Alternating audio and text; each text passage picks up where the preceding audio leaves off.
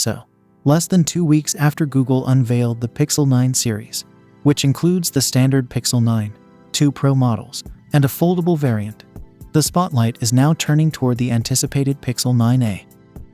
Recent leaks have given us a first look at this upcoming device, hinting at a continuation of the design trends seen in its higher-end siblings, while introducing some distinguishing features of its own.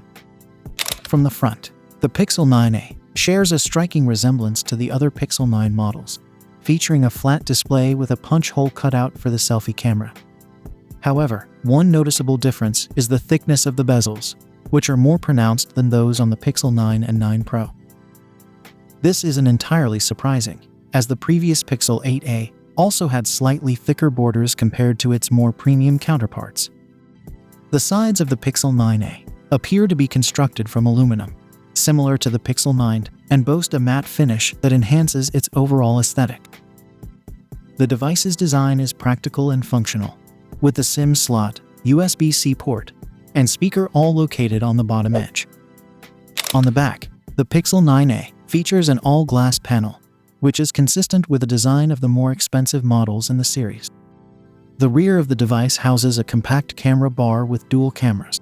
Notably, the sensors are surrounded by a glossy ring that sits almost flush with the back, giving the device a sleek, streamlined look. According to the leaks, the Pixel 9a is expected to be released towards the end of this year and will be available in 4 color options, including black and silver. Under the hood, the device is rumored to be powered by Google's new Tensor G4 chipset, which should provide a significant performance boost and align the 9a with the latest advancements in Google's hardware lineup. The Pixel 9a is shaping up to be a strong contender in the mid-range smartphone market, offering a blend of premium design elements and powerful internals at a presumably lower price point.